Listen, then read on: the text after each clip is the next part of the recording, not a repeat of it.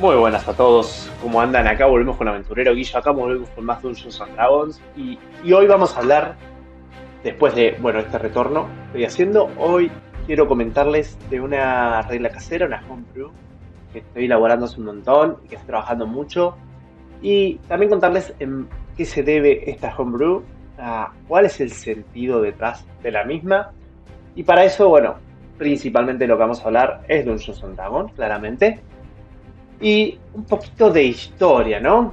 Vamos a hablar de esta homebrew que a mí me gusta mucho y cómo está quedando, más que nada porque no solamente le da un poco más de sentido realista al juego, que es muy importante, a veces para considerar algunos aspectos, sino que a la vez que le da un sentido realista, nos da coherencia, ¿sí? Muchas veces pasa, cuando estamos en la mesa jugando, que jugador bárbaro tira 20 en el dado y dice, oh, crítico natural. Eh, entonces tira el daño, hace el daño máximo, logra, pongamos que es un hacha, gran hacha, y logra hacer 24 y sus 5 de fuerza aumenta a 29, pero la criatura tenía 80 puntos de vida. Entonces el resultado es, le reducís 80 puntos de vida, le reducís 29 puntos de vida y la criatura sigue en pie. Y vos como jugador te quedás, ¿cómo? O sea, soy el que más pega y acabo de hacer la mayor cantidad de daño posible con mi arma. ¿Cómo es posible que lo único que hice fue reducirle puntos de vida? Bien, acá es donde entra la explicación del máster respecto a qué son los puntos de vida, ¿cierto? Entonces, los puntos de vida tal cual descritos en los manuales en realidad son formas de que se va desgastando el enemigo en el combate. Entonces, en realidad el enemigo está en la defensa y se va cubriendo, y vos lo vas agotando poco a poco con tus golpes, con tu hachazo, con la flecha. Lo vas desgastando hasta que el enemigo rompe su defensa, queda expuesto, y ahí vos podés hacerle un golpe mortal, que es cuando sus puntos de vida, sus puntos de golpe en realidad, se reducen así. Y entonces entramos ahí en el detalle de, bueno, pero entonces no hice nada con mi hacha. Es un montón y no logré nada. Más que, está bien, le reduje casi la mitad de sus puntos de vida, buenísimo. De sus puntos de golpe, buenísimo. Pero no hubo un efecto. Y esto es muy común en las mesas, muy común que ocurra, muy común que nos quedemos dudando. Entonces entra la narrativa. Entonces el máster trata de pintarlo un poco y te cuenta que le lograste pegar con el hacha en el pecho. Entonces vos decís, comete un hachazo en el pecho, tendrías que estar muerto. Entonces empezamos a debatir. Y no está mal este debate. Sí, hay jugadores que se ponen más intensos respecto al tema y hay máster que se ponen más estrictos respecto al tema. Pero es un debate que se da porque la regla en sí no es clara, la regla de los puntos de golpe. Entonces, o pasa a ser algo muy aburrido, o pasa a ser, o la narrativa pasa a darle tanto color que estropea la experiencia de juego. Porque luego obviamente tenemos que continuar con esa narrativa. ¿A qué se debe esto? Principalmente esto se debe a, a cómo está planteado el sistema de recursos en Dungeons and Dragons. Y cómo está planteado cómo se van a ir agotando esos recursos. Entonces, los puntos de vida que nosotros perdamos, puntos de golpe nuevamente, o los puntos de golpe que pierda la criatura, no importa hasta que alguno de los dos no caiga. Obviamente que los que perdamos nosotros van a importar porque luego en el siguiente combate voy a ir con puntos de golpe reducidos y tengo que seguir combatiendo, entonces no quiero caer a cero. Eso por un lado, ¿no es cierto? Pero al mismo tiempo tengo miles de herramientas para recuperar puntos de golpe entre combates. Entonces, los puntos de golpe pierden un poco de sentido, ¿no es cierto? ¿Y para qué te vas a tomar una poción de vida a no ser que estés muy apurado. Entonces hay un montón de mecánicas detrás del juego que el punto de golpe carece de sentido. Pero carece de sentido por cómo fue evolucionando el juego y esta mecánica no evolucionó. Luego, por otro lado, lo que tenemos que ver, o sea, como decíamos, esta recuperación, que lo vimos un poquito en el video de la homebrew de descanso que también utilizo en mi mesa,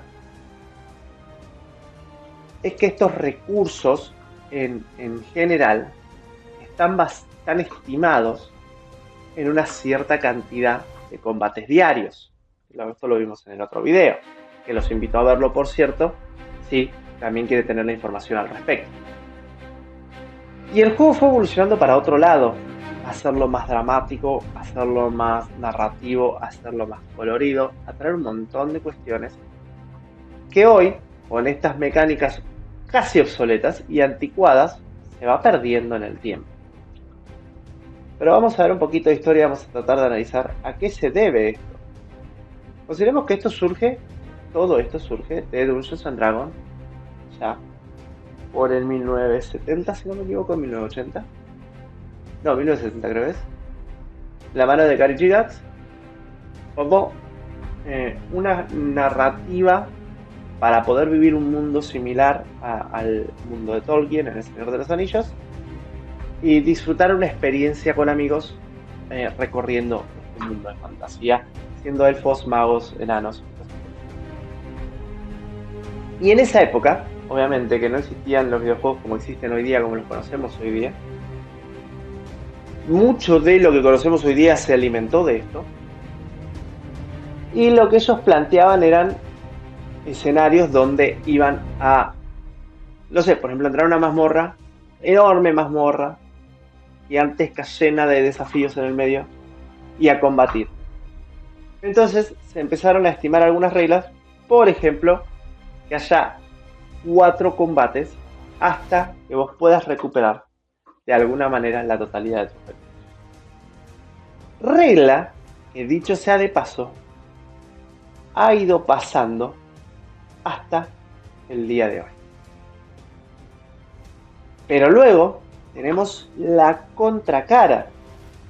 En este entonces no existían mecánicas sociales, no existía, por ejemplo, tampoco la clase bardo, ni no había settings donde nos presentan reinos enteros, NPCs y un montón de cuestiones como es Greyhawk, como es Forgotten Realms, o Shadowlands, o tantos settings hermosos, donde hay otro factor que ahora no es el combate y no son mis recursos, ¿sí? Es lo social y lo explorativo. No hay exploración, no había exploración, no había elementos sociales, solamente había combates. Yo tenía que recargar mis recursos, tenía que organizarlos correctamente y hacer uso eficiente de ellos. Bien, eso cambió un montón, Y luego llegamos a lo que es quinta edición. En quinta edición apareció un grupo de personajes, de sujetos, a quienes no conocen, Critical Role, que está en su temporada 4. Recomiendo fervientemente ir a ver la temporada de Critical Role, que está saliendo subtitulada al español todos los lunes, por cierto. Y no, solamente les hago la propaganda porque adoro Critical Role, donde ellos nos cuentan la historia desde otro aspecto. El aspecto más narrativo, el aspecto más social, el aspecto de construir entre todos ellos. Que choca un poco con lo que el juego nos provee, ¿sí? Entonces, acá empiezan a surgir ciertas cuestiones, que son los puntos de golpe, es una de ellas. ¿Para qué me sirve? O sea, ¿o qué estoy yo viendo con los puntos de golpe? Una mecánica que jamás se soluciona. Y una mecánica que inclusive en Critical Role a veces la tuercen un poco para poder darle un sentido a que estás recibiendo un golpe muy grande. Inclusive, algunos máster prefieren hacer que la criatura caiga ante un golpe muy grande sin importar sus puntos de vida, porque tiene sentido que la criatura caiga ante semejante golpe. Inclusive estamos hablando de un hechizo o bola de fuego o lo que sea, y solamente lo que hizo fue agotarme, cuando me tendría que haber chamuscado mínimamente o dejarme pelado, no sé, arruinarme las ropas. Entonces se pierde muchísimo concepto de realismo y muchísima inmersión en el juego cuando los daños son tan banales y tan básicos como si fueran un jueguito. ¿Se entiende? Entonces ahí es donde chocamos y volvemos a caer en realidad de que no, de que nuestro personaje que estamos interpretando, lo maravilloso, solamente es un juego. Y estropea la experiencia de juego. Para mí por lo menos estropea la experiencia. Entonces esta es la mecánica que quiero hablarles. La vez anterior hablamos del descanso, porque obviamente, eh, primero que considero que poner 4 combates en un mismo día es absurdo. ¿Por qué es absurdo? Porque al poner esos 4 combates en el mismo día estás obligado a poner combates que no tienen sentido, no tienen coherencia con el setting, no hay motivo para estén ahí. Entonces, la mecánica de descanso viene a separar esos combates y hacer que la exploración también tenga sentido, porque durante la exploración vos no vas a poder recuperar tus recursos y el cual vos lo vas a tener que manejar bien. Al mismo tiempo, si la exploración sale mal, vos vas a sufrir ciertos efectos adversos, por lo cual durante la exploración tenés que tener recursos que te sirvan a la exploración y no que todos tus recursos estén simplemente enfocados en cuando ocurre el combate. En total, creo que la mecánica de descanso le otorga mucho más inmersión al juego y permite que uno se centre más en lo que está pasando. Pero el lado de daño y puntos de golpe todavía le falta un poquito de trabajo. Y entonces, una de las reglas que vine a implementar para esto es que los puntos de golpe ahora son puntos de vida realmente. Tenés ese punto de golpe, pero que existen ciertos daños que sí te van a afectar. La primer cambio es que al llegar a 0, que caigas y ya tengas que estarte muriendo. O sea, por un lado te digo que los puntos de golpe son tu resistencia y mientras vos estás evitando hasta que tu defensa se rompe, vos tenés tu punto de golpe y cuando llegas a 0 tu defensa se rompe e inmediatamente estás tirando por morirte. Me parece un montón. Como, me parece muchísimo, ¿no es cierto?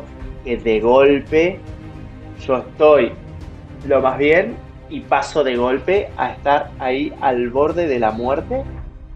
Me parece tremendo.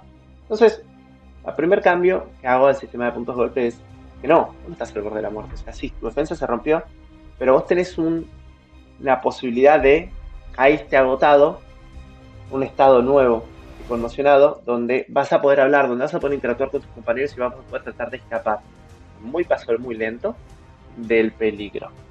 ¿Sí? Ahora sí, fallas, sí, vas a caer y vas a estar en el punto normal. Lo otro es la parte del ataque letal, porque también aquí tenemos asesinos y personajes super zarpados, sí, no podemos dar un golpe letal a un enemigo. Es casi absurdo. Entonces, para eso también está la parte del ataque letal. El ataque letal es que si el enemigo está incapacitado, supongamos que está durmiendo, infiltro, y lo quiero matar en la cama, bueno, le hago un daño, o sea, lo ataco, entonces ahí voy a ver el daño del arma, más el modificador que yo hago de daño, eso le va a dar una clase de dificultad a una tirada de salvación que va a tener que hacer el objetivo de mi ataque, y si no la pasa, básicamente lo maté, que es esta escena de poder infiltrarse y matarlo mientras está durmiendo, por ejemplo, o mientras está distraído. Él habilita otro tipo de interacción dentro de la partida, la de infiltración, que también está muy apagada, porque si actualmente lo que importa son los puntos de golpe y yo me meto, me infiltro, saco mi daga, está dormido y se la clavo en el cuello, sí, narrativamente yo te voy a dar, obviamente, la narrativa, atá. Pero luego tengo que continuar esa narrativa y por ahí no quiero que alguien se muera de esa manera, ¿no es cierto? Mi voz final. Y ya la estropeé por la narrativa que hice. Bueno, entonces si utilizo los puntos de golpe como tal dice manual, le digo si le sacaste 16 puntos de golpe mientras está durmiendo y se despierta. Pero le acabo de atravesar la tráquea, bueno, se despierta. Y se entiende cuál es lo que me choca de esa regla. Entonces por eso también está la opción del ataque letal. El ataque letal permite esto, permite que yo haga un ataque letal, donde el objetivo tiene una posibilidad de salvar, ¿sí? Pero no es 100% efectiva. Y luego tenemos el daño brutal. El daño brutal es que realmente estoy combatiendo, realmente me pegaron un golpe muy fuerte o yo di un golpe muy fuerte que no solamente afectó sus puntos de golpe, sino que aparte traspasó su defensa y lo logré lastimar. Eso es el daño brutal, que va a dar más narrativa nuevamente y más inmersión al combate. Para eso hay un umbral de resistencia, la regla está explicada, esto en algún momento lo voy a estar publicando todo, pero el umbral de resistencia básicamente marca cuánto daño tiene que superarse para que el golpe te afecte más allá de reducir tus puntos de golpe. Entonces, si cuando ocurre un daño brutal, acá todas las tablas, todo armado, básicamente lo que va a pasar es que tu personaje va a sufrir una herida y un punto de exhausto. Yo utilizo los puntos de exhausto a modo de llevar un registro de qué tan dañado está nuestro personaje. Y con la otra regla del descanso y más dificultad recuperar los puntos de exhausto, el personaje va sufriendo ciertas heridas y ciertos altercados a lo largo de la aventura, a lo largo de recorrer la mazmorra, que hacen que vaya a tener un poco más cuidado, por lo cual pensar un poco más las acciones, hacer más análisis, ¿no es cierto? Y dar un poquito más de inmersión a cómo llevamos nuestro personaje. Y si lo llevamos mal, bueno, nuestro personaje puede morir.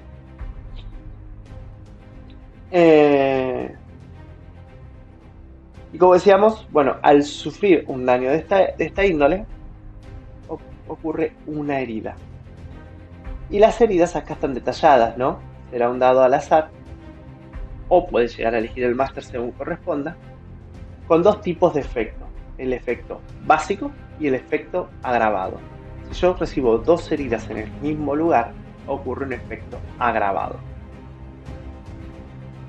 Obviamente que va a depender mucho de también el arma con el que ocurre y también, o sea, se puede aplicar la narrativa, se puede hacer la tirada directamente aleatoria de un dado de 10 o utilizar una narrativa. Inclusive se pueden aplicar varias áreas al mismo tiempo. Por ejemplo, un martillo de guerra a la cabeza, podés afectar oídos, mandíbulas y ojos y cráneo a la vez, porque es un arma bastante grande que impacta directamente sobre toda la cabeza.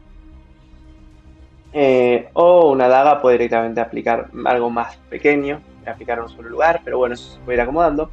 Pero lo importante es que estas heridas realmente son una marca que va a quedar en el personaje hasta que se la trate, y el tratamiento es con más avanzado, por lo cual va a requerir que vaya a un hospital o a un templo o algún lugar donde estas heridas sean tratadas, donde va a requerir días de reposo, ¿no es cierto? Donde va a requerir que alguien con la capacidad y las herramientas para tratar las heridas lo pueda solucionar, y algunas no van a poder ser tratadas totalmente y van a requerir de cierta magia de regeneración.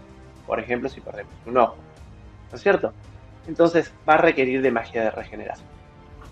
Entonces, con toda esta combinación, o sea, esto de lo que es puntos de golpe, ¿no? Esta regla a punto de golpe con heridas, más el daño letal, más la acumulación de puntos exhaustos, sumado a lo que es el descanso, la regla de descanso, que hace que yo durante la exploración tenga que atender mucho más mis recursos, porque son más limitados al atravesar una mazmorra, al no tener acceso a un lugar donde yo pueda tener un descanso propicio, donde pueda atenderme, donde pueda reponerme, hace que la inmersión sea mayor, yo sea más celoso de los recursos que dispongo y más cuidadoso con mi personaje, que lo atienda desde otra perspectiva, y que también utilice ciertos recursos que por ahí no estuviera considerando, porque al pensar que tengo 3-4 combates, yo me recupero los puntos de golpe muy rápido y voy a ir completamente dedicado al combate.